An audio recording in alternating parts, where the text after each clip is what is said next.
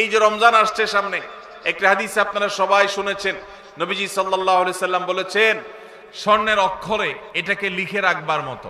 তিনি বলেছেন, আলা উখবিরুকুম বিআহলিল জান্নাহ, ওহে লোক সকল, তোমাদেরকে কি আমি বলে দিব না জান্নাতি মানুষ কারা? আপনারা জানতে চান জান্নাতি কারা? জানতে চান ভাই? আল্লাহু আকবার। আল্লাহ আমাদের সবাইকে জান্নাতি হওয়ার তৌফিক দান করুন। নবীজি বলেছেন, আলা উখবিরুকুম বিআহলিল জান্নাহ, তোমাদেরকে কি আমি জান্নাতি মানুষদের কথা বলে দিব না কারা জান্নাতি হবেন, তাদের মার্কা কি হবে, আলামত কি হবে? ভাইরা আমার, নবীজি সাল্লাল্লাহু আলাইহি সাল্লাম বলেছেন, দেখুন জান্নাতি মানুষের মার্কা কি, আলামত কি। জান্নাতি মানুষের মার্কা বা আলামত তার লেবাস বা পোশাকে যতটা প্রকাশিত হয় তার চেয়ে বেশি তার আচরণে প্রকাশিত হয়। নবীজি বলেছেন, কুল্লু দাঈফিন মুতাদাঈফ, প্রত্যেক ওই ব্যক্তি যে বিনয়ী হয়ে থাকে, নিরীহ টাইপের মানুষ, কেউ ধাক্কা দিলেও পারতপক্ষে পাল্টা ধাক্কা দিতে চায় না, এড়ায় চলে আসে।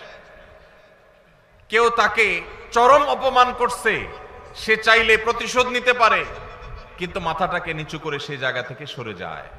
এরকম লোক কিছু লোক আছে না নাই? আমাদের সমাজ তাদেরকে বোকাশোকা মনে করে, আমাদের সমাজ তাদেরকে দুর্বল মনে করে, আমাদের সমাজ তাকে নিরীহ এবং অসহায় মনে করে, বেকুব বা নির্বোধ মনে করতে পারে সমাজ। কিন্তু আল্লাহর নবী বলছেন, এই মানুষগুলো তাদের যদি ঈমান, বেসিক যে বিষয়গুলো আছে, ফরজ বিধানগুলো আছে, সেগুলো যদি তারা ঠিকঠাক মতো পালন করে থাকে, তাহলে এই লোকগুলো জান্নাতি হওয়ার সম্ভাবনা অনেক জোরালো।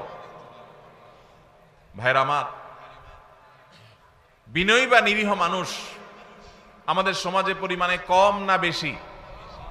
কম। আর এর বিপরীতে একই হাদিসে নবীজি বলেছেন, আলা উখবিরুকুম বিআহলিন নার, তোমাদের কি আমি বলে দিব না যে জাহান্নামী কারা হবে, কারা জাহান্নামে যাবে, তাদের মার্কা কি বলে দিব? নবীজি সাল্লাল্লাহু আলাইহি সাল্লামকে যখন বলা হলো, হ্যাঁ আল্লাহর রাসূল অবশ্যই বলুন, তখন তিনি বলেছেন, কুল্লু উতুল্লিন জাওয়াজিন মুস্তাকবির, গোয়ার কিসিমের মানুষ, ঘাড় মোটা, তেড়া, রূঢ় স্বভাবের, শক্ত প্রকৃতির, দিলের ভিতরে কোনো নরম নাই, কোমলতা নাই, কোনো প্রকার বিনম্রতা নাই, মমতা নাই, যেটাকে বলা হয় শক্ত হৃদয়ের, শক্ত মনের মানুষ আছে না নাই? অহংকারী, তার ভিতরে কোনো বিনয় নাই, সব সময় তেড়া তেড়া কথা বলে, সব সময় গোড়ার মতো গায়ের জোর দেখায়, আছে না নাই?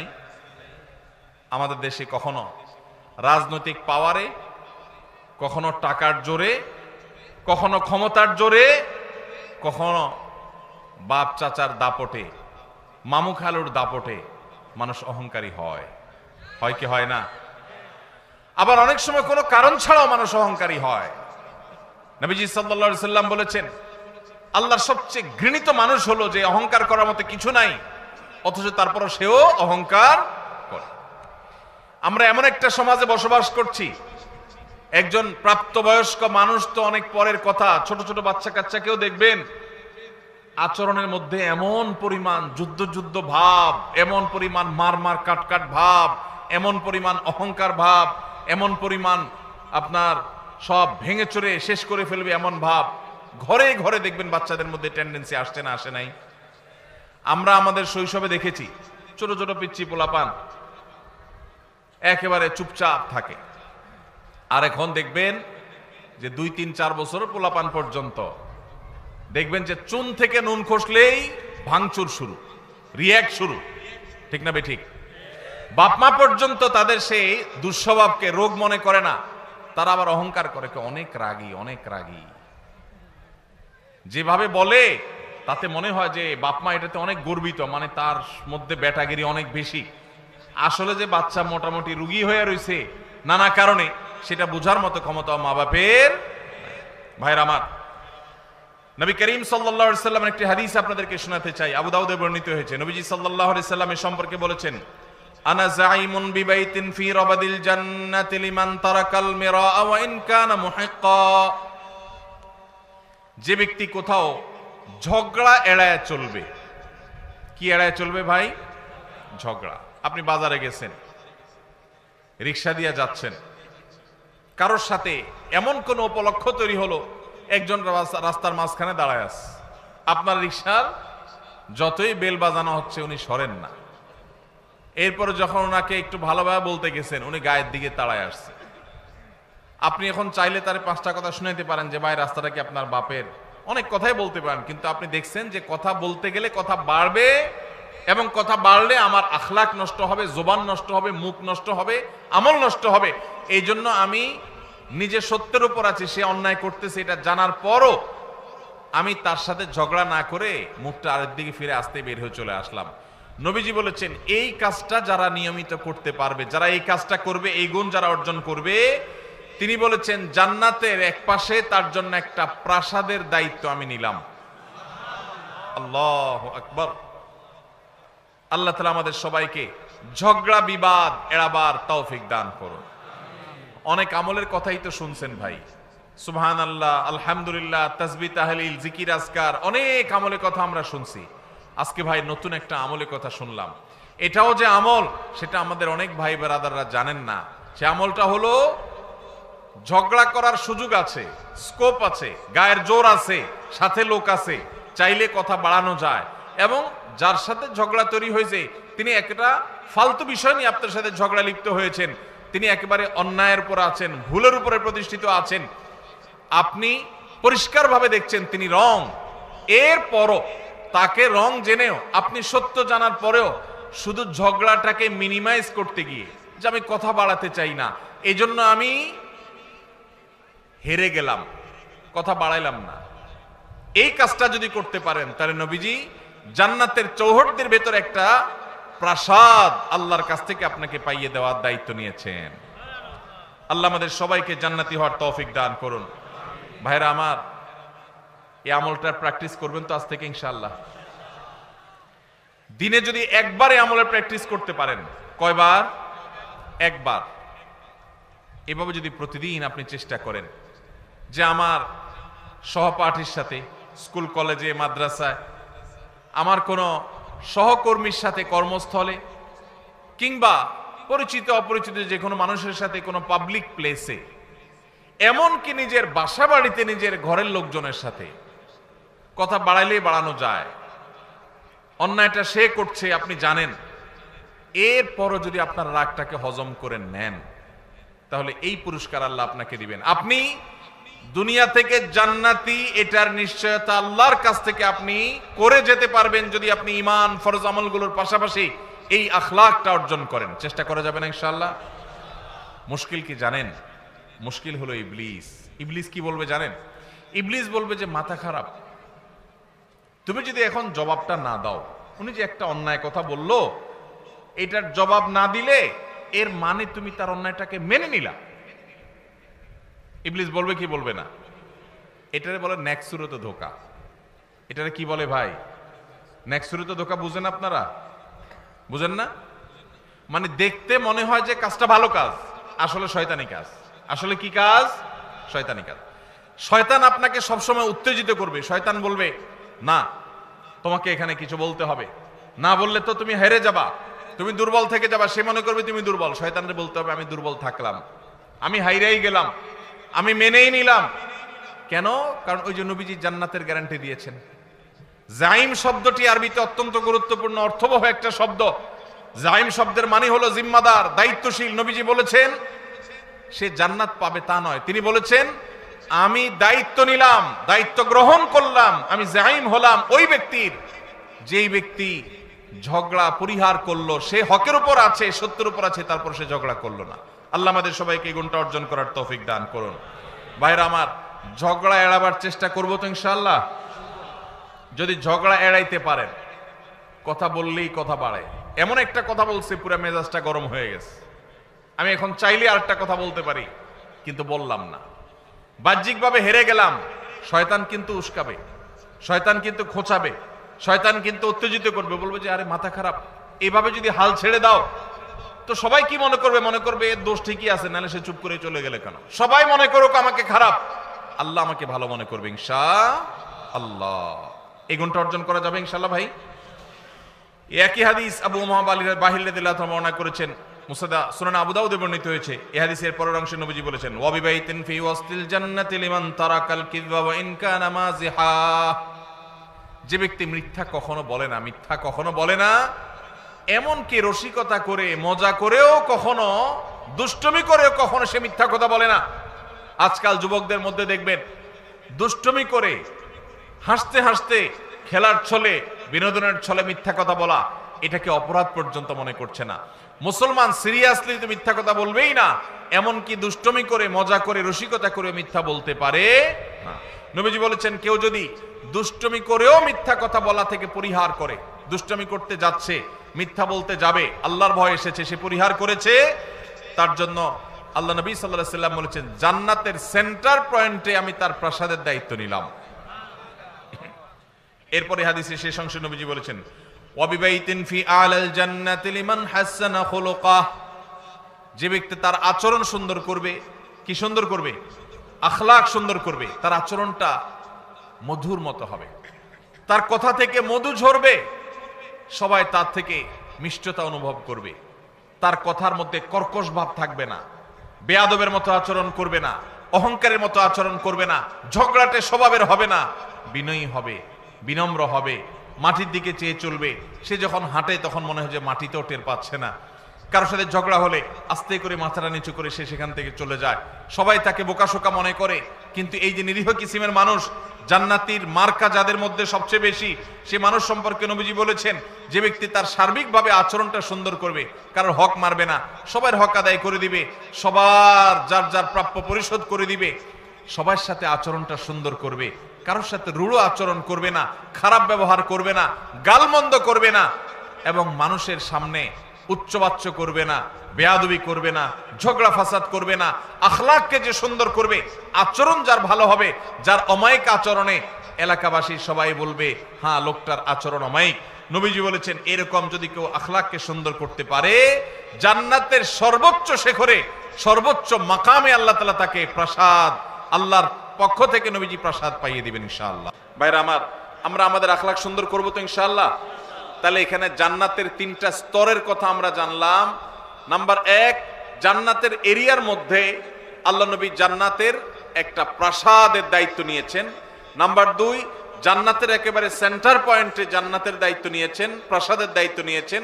আর জান্নাতের সর্বোচ্চ যে মাকাম বা স্তর আছে, সেই স্তরে আল্লাহ তাআলার পক্ষ থেকে আল্লাহ নবী সাল্লাল্লাহু আলাইহি সাল্লাম একটা প্রাসাদ নিয়ে দেওয়ার দায়িত্ব নিয়েছেন।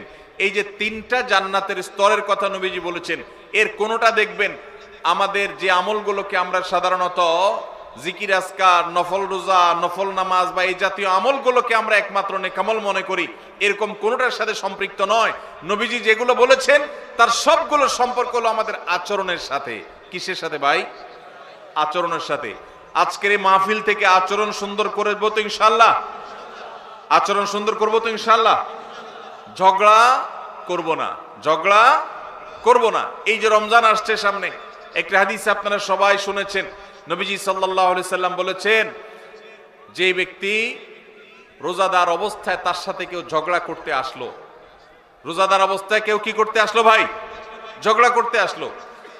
যখন কেউ কথা বাড়াচ্ছে, ঝগড়া করবে, এরকম পরিস্থিতিতে সে যদি বলে, ইন্নী সাইম, ইন্নী ইমরাউম সাইম, আমি রোজাদার মানুষ, আমি তোমার ঝগড়ার উত্তর দিতে পারতাম কিন্তু দিলাম না, কারণ আমি রোজাদার, রোজাদার ঝগড়া করা নিষেধ। দেখুন নবীজি সাল্লাল্লাহু আলাইহি সাল্লাম রমজান মাসে রোজা রেখে ঝগড়া না করার যেন ট্রেনিং আমরা নেই, অভ্যাস যেন করি, এই জন্য পুরো রমজান মাসে ঝগড়া নিষিদ্ধ করে দিয়েছেন। অতএব ঝগড়া ছাড়ার এই অনুশীলন, এই ট্রেনিং, এই প্রশিক্ষণ, এই অভ্যাস আমরা গড়ে তুলবো তো ইনশাআল্লাহ। আল্লাহ আমাদের সবাইকে সেই তৌফিক দান করুন। ভাইরা আমার, নবী করিম সাল্লাল্লাহু আলাইহি সাল্লামের এই একটা আমল, এটা যদি আমরা নিজেদের মধ্যে আনতে পারি, আমরা জান্নাতি হয়ে যাওয়ার পথ অনেক সহজ হয়ে যাবে। আল্লাহ আমাকে, আপনাকে, আমাদের সবাইকে আমলের তৌফিক দান করুন। ভাইরা আমার, এখন আপনারা বলবেন, ভাই কোনো অন্যায় কাজের বিরুদ্ধে কি আমরা কথা বলবো না? সেখানে যদি বিতর্ক হয়, সেখানে যদি 2টা কথা বাড়াবাড়ি হয়, তাও কি আমরা করব না? আল্লাহ তাআলা সে সম্পর্কে বলেছেন, উদউ ইলা সাবিলি রাব্বিকা বিল হিকমাতি ওয়াল মাউইযাতিল হাসানা ওয়াজাদিলহুম বিল্লাতী হিয়া আহসান। আল্লাহর পথে আহ্বান করতে গিয়ে, মানুষকে ভালো পথে দাওয়াত দিতে গিয়ে যদি কখনো বিতর্ক, বর্ষা, কথা বাড়াবাড়ির দরকার হয়, তাহলে সেটা সর্বোত্তম উপায় হবে ফাইযাল্লাযী বাইনাকা ওয়া বাইনাহু আদাওয়া কাআন্নাহু ওয়ালিয়্যুন হামীম। আপনার এই বিবাদ, আপনার এই মতপার্থক্য, বিবাদ তো নয়, মতপার্থক্য, এটা এত সুন্দর হবে যে যার সাথে আপনি বিতর্ক করছেন সেখানেও মধুমাখা থাকবে, আন্তরিকতা থাকবে, মায়া মমতা থাকবে। আজকাল দেখবেন এক হুজুর আরেক হুজুরে জাহান্নামে পাঠিয়ে দিচ্ছে। ভাইরা আমার, ফতোয়া দিয়া মানুষকে জাহান্নামে পাঠিয়ে দেওয়া এটা আমাদের দায়িত্ব না। আমরা যদি কারোর ভুলও ধরতে হয় সেখানেও সত্যিকারের হিতাকাঙ্ক্ষিতা সুলভ মানসিকতা থাকতে হবে। আল্লাহ আমাদের সেই তৌফিক দান করুন। আমরা কারোর পেছনে শত্রু ভাবাপন্ন হয়ে তার পেছনে লাগবো না, তার ছিদ্রান্বেষণ করব না, তার দোষ তালাশ করে বেড়াবো না, তার গোষ্ঠী উদ্ধার করতে নামবো না। যদি করি তাহলে আমরা ভালো মুসলমান হতে পারবো। আজ আমাদের সমাজে নামাজি কালামি মানুষ কম বেশি পাবেন। মসজিদে দেখবেন কিছু মানুষ কম হোক বেশি হোক যায়, কিন্তু বাজারে ঘাটে, রাস্তায়, দোকানে, অফিস আদালতে, বিভিন্ন জায়গায় দেখবেন এই মানুষগুলোই আবার বিভিন্ন সময় তাদের আচরণটা খারাপ করে ফেলতেছে। আছে না নাই? আমাদের বেশিরভাগ মানুষ আজ এই রোগে রোগী, বেশিরভাগ মানুষ আমরা এই রোগে রোগী। আজকের এই মাহফিল থেকে যদি একজন ভাই নিয়ত করেন, একজন যদি মনে মনে প্রতিজ্ঞা করেন, আল্লাহ যেহেতু কোরআনে তুমি বলেছ তোমার রহমানের বান্দা যারা বিনয়ের সাথে রাস্তায় চলাফেরা করে, কেউ মূর্খতা সুলভ আচরণ করলো, জাহেলের মতো একটা ঝগড়ার পথ তৈরি করে দিল, তারপরও সালাম দিয়ে এড়ায় চলে যায়, দেখেও না দেখার ভান করে, বুঝেও না বুঝার ভান করে। আল্লাহ আমি সেরকম বিনয়ী মানুষ হতে চাই, শান্তিপ্রিয় মানুষ হতে চাই। এই প্রতিজ্ঞা করে যদি এখান থেকে যান, আর প্রতিদিন যদি আপনি রাতে শোয়ার আগে নিজের পরীক্ষা নিজে নেন যে আমি আজকে সারাদিনের মধ্যে একটা লোকের সাথেও ঝগড়া চাইলে করতে পারতাম কিন্তু আমি করলাম না আল্লাহর জন্য, এই এক্সারসাইজটা একবারও করছি কিনা, যদি এটা করতে পারেন তাহলে আমি মনে করবো আজকের মাহফিল সফল এবং সার্থক। আল্লাহ আমাদের সবাইকে সেই তৌফিক দান করুন। ভাইরা আমার, আল্লাহ রাব্বুল আলামিন কোরআনে কারীমে আমাদেরকে শিখিয়েছেন যদি আমাদের কারোর সাথে কখনো কথা বাড়াবাড়ি পর্যন্ত যায়ও তাহলে সেটা কখনো মন্দ উপায়ে যাবে না, খারাপ ভাবে যাবে না। আল্লাহ বলেছেন ওয়ালা তুজাদিলু আহলাল কিতাবি ইল্লা বিল্লাতি হিয়া আহসান। আহলে কিতাবদের সাথে, ইহুদি খ্রিস্টানদের সাথেও যদি তোমাদের কখনো ধর্মীয় বিষয়ে বিতর্ক তৈরি হয় তো খবরদার তোমরা বিতর্ক করবে বিল্লাতি হিয়া আহসান, সবচেয়ে সুন্দর উপায়ে। আমাদের নবী করিম সাল্লাল্লাহু আলাইহি সাল্লামের সাথে মক্কার মুশরিকদের সাথে, মদিনার ইহুদিদের সাথে আদর্শিক দ্বন্দ্ব ছিল না, কিন্তু আমাদের নবীজি কখনো মুখ খারাপ করেছেন? কি বলেন? মুখ খারাপ করেছেন, ঝগড়াঝাটি করেছেন, গন্ডগোল ফাসাদ করেছেন। আমরা ইসলামের নামে একদল আরেক দলের সাথে মারামারি লিপ্ত হইতে দেখি না। এটা কি সঠিক ইসলাম না ভুল ইসলাম? আমরা ফেসবুকে এক মতের মানুষ আরেক মতের মানুষের গোষ্ঠী উদ্ধার করতে দেখি না। এটা কি সঠিক ইসলাম না ভুল ইসলাম? আল্লাহ আমাদেরকে সঠিক ইসলাম চর্চা করার তৌফিক নসিব করুন। ভাইরা আমার, কারা কারা ঝগড়া যতটুকু করার স্বভাব আছে এটাকে কমাবার নিয়ত করেছেন একটু হাত তুলে দেখান। আল্লাহ আপনি আমাদের সবার আখলাক গুলাকে সুন্দর করে দেন। আল্লাহ আমাদেরকে আপনি শান্তিপ্রিয় মানুষ বানায় দেন। আল্লাহ আমাদেরকে আপনি আল্লাহ আপনার ওলি বানায় দেন। আল্লাহ আমরা যেন নম্র ভদ্র মানুষ হয়ে যেতে পারি সেই তৌফিক দান করেন। জান্নাতি লোকের মার্কা নিয়ে দুনিয়া থেকে যাওয়ার তৌফিক দান করেন। আজকের মাহফিল থেকে আমাদের অন্তরকে আপনি পরিবর্তন করে দেন। ভাইরা আমার, নবীজি সাল্লাল্লাহু আলাইহি সাল্লাম বলেছেন মা দাল্লা কওমান বাদি হুদান কানু আলাইহি ইল্লা উতুল জাদাল। নবীজি বলেছেন আমার পরে কোন সম্প্রদায়, কোন এলাকার মানুষ, কোন জাতি তারা যদি গোমরা হয় তো মনে রাখবে তাদের মধ্যে গন্ডগোল, ফাসাদ, মারামারি, ঝগড়া, বিবাদ এগুলো বৃদ্ধি হবে। এই কারণেই তারা হক থেকে বিচ্যুত হবে, গোমরা হবে। মানুষ যখন বিতর্ক প্রবণ হয়, বৎসা প্রবণ হয়, ঝগড়া করা তার স্বভাবের মধ্যে চলে আসে, আল্লাহ হক থেকে তাকে দূরে সরায় দেন। সে হক হারিয়ে ফেলে, বিভ্রান্ত হয়ে যায়। এই জন্য ভাইরা, জান্নাতে যাওয়ার যদি প্রত্যাশা থাকে তাহলে মাটির মানুষ হতে হবে, গোয়ার নয়, অহংকারী নয়, বিনয়ী হতে হবে। সমাজের মানুষ বলবে একটু বোকাশোকা, কিন্তু আল্লাহর কাছে আপনি চালাক। সমাজের মানুষ বলবে একটু বেকুব, কিন্তু আল্লাহর কাছে আপনি বুদ্ধিমান। আল্লাহ আমাদের সবাইকে সেই মানুষ হওয়ার তৌফিক দান করুন। সবাই চেষ্টা করবো তো ইনশাআল্লাহ? আল্লাহু আকবার। আমরা যদি এই মাহফিল থেকে ডক্টর খন্দকার আব্দুল্লাহ জাহাঙ্গীর রহমাহুল্লাহ মতো আখলাক নিয়ে যেতে পারি। আপনারা দুইবার এই মাহফিলে এই মাঠ থেকে স্যারের আলোচনা শুনেছেন, এর আগে অনলাইনে অফলাইনে আগে পরে আপনারা শুনেছেন। স্যার কি কখনো আরেক আলেমের গোষ্ঠী উদ্ধার করতে দেখেছেন কখনো?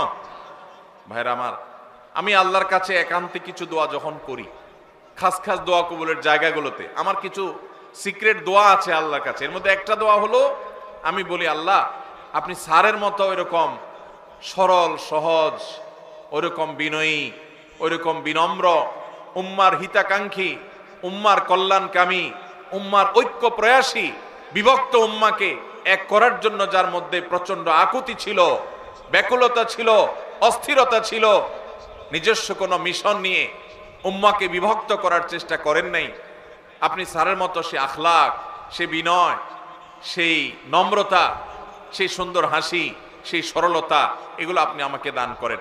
আমি একান্তে আল্লাহর কাছে যে কয়েকটা দোয়া সবসময় করার চেষ্টা করি, এর মধ্যে এই দোয়াটা আমি নিয়মিত করি। আল্লাহ রাব্বুল আলামিন আমাদের সবাইকে আমাদের প্রিয় নবী সাল্লাল্লাহু আলাইহি সাল্লামকে অনুসরণ করে বিনয়ী হওয়ার তৌফিক দান করুন। ভাইরা আমার, আমাদের সমাজে গোয়ার মানুষের অভাব নাই। রাস্তা ঘাটে, স্কুলে, কলেজে, ভার্সিটিতে এক এক ঘাট তেড়া মানুষ, অহংকারের ঠেলায়, অহংকারের চোটে দেখবেন যে মানুষ টিকার মতো অবস্থা নাই। হাদিস বলছে এগুলা জাহান্নামী হওয়ার আলামত। কিসের আলামত? আপনার মধ্যে যদি আচরণ থাকে তাহলে এটা খুব অ্যালার্মিং একটা বিষয়, আপনার চেঞ্জ হওয়ার সময় আসছে। আল্লাহ তাআলা আমাদেরকে মাটি হওয়ার তৌফিক দান করুন। আমরা মাটি হব তো ইনশাআল্লাহ। আল্লাহুম্মা জাআলনি ফি আইনি সগীরা।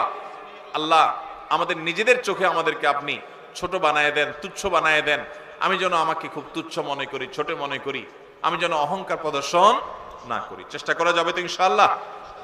ভাইরা আমার, বিনয়ী হওয়ার জন্য বিনয়ী মানুষের সোহবতে যেতে হয়। কি করতে হয়? বিনয়ীদের সোহবতে যেতে হয়। প্রত্যেক এলাকাতে দেখবেন কিছু মানুষ আছেন মাটির মানুষ, কম হোক বেশি হোক সব এলাকায় আছে।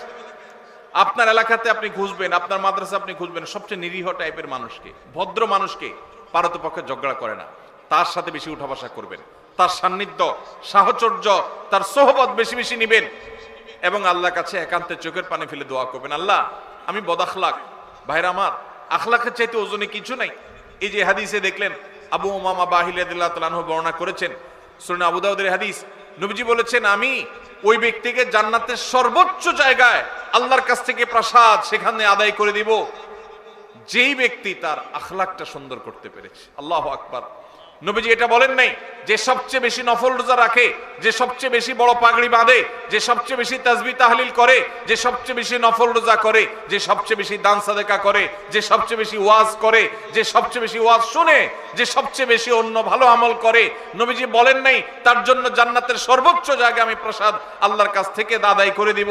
নবীজি বলেছেন যার আখলাকটা সুন্দর, যার আচরণটা সুন্দর, যার স্ত্রী বলে না আমার স্বামীর ব্যবহার ভালো, তার মতো অমায়িক মানুষ হয় না।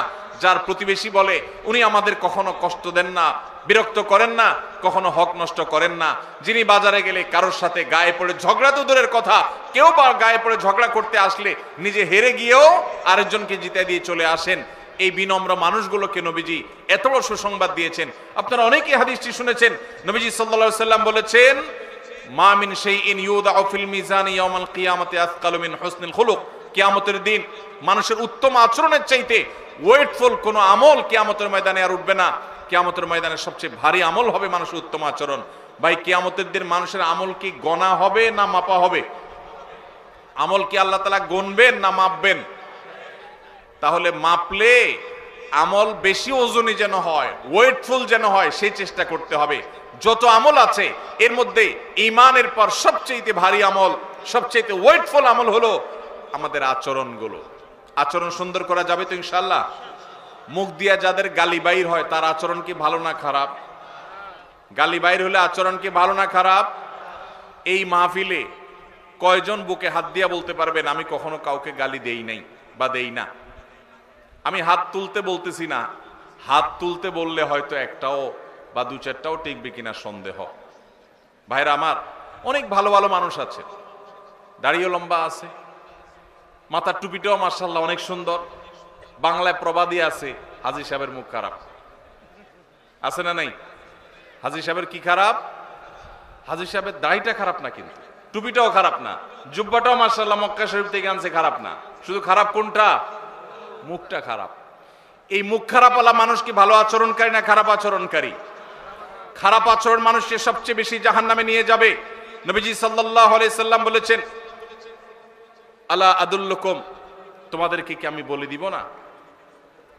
নবীজিকে জিজ্ঞাসা করা হয়েছিল, সুইলা রাসূলুল্লাহ সাল্লাল্লাহু আলাইহি সাল্লাম আন আকসারি মা ইউদখিলুন নাস আল জান্নাহ, সবচেয়ে বেশি মানুষকে জান্নাতে নিবে কোন জিনিসে?